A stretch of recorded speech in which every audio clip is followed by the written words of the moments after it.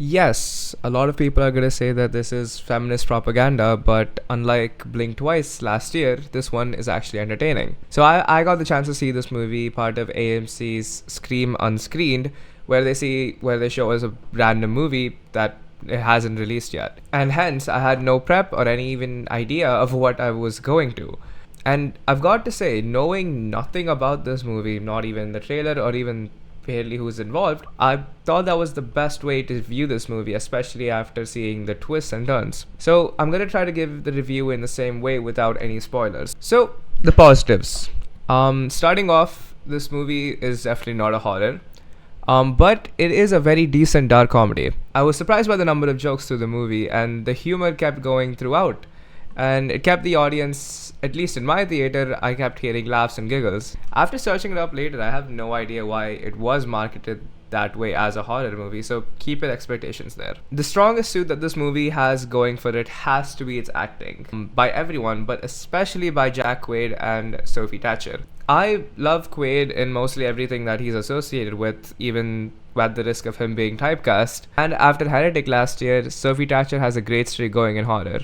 I think all the actors did really well, and a big asset to that was the character writing. All the characters were very well written, and so the actors had a good chance to grapple with the character and to actually explore their depth. Sad that the set bar for me in movies nowadays is for the characters to be even conceptually decently written in the worlds that they exist, but I digress. And lastly, major praise to the editing of the movie. I could definitely see this being a very different movie, but the edit is what made it engaging and fun throughout, and giving you those moments when they do come. Now, moving on to my gripes that I have with this.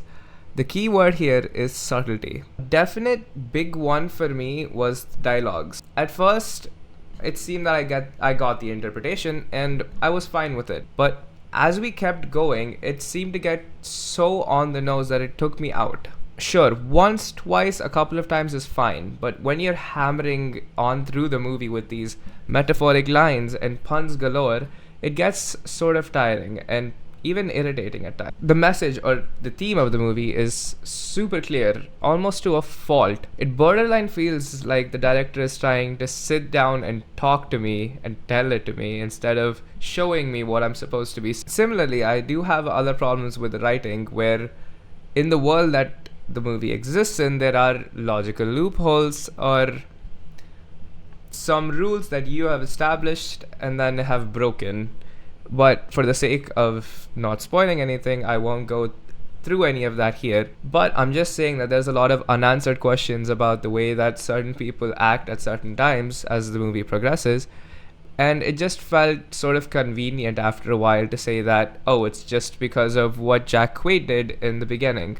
But all in all, I would say go in blind. If you know what's gonna happen, it's definitely gonna ruin the experience. As I said, it's definitely more of a comedy with some horror elements sprinkled throughout. It does have decent writing that's gonna keep you entertained. It's not a perfect movie, and definitely not the first great movie of the year, as some articles that I've seen, but it's definitely a decent thriller that would keep you entertained throughout. That's all. I will see you in the next one.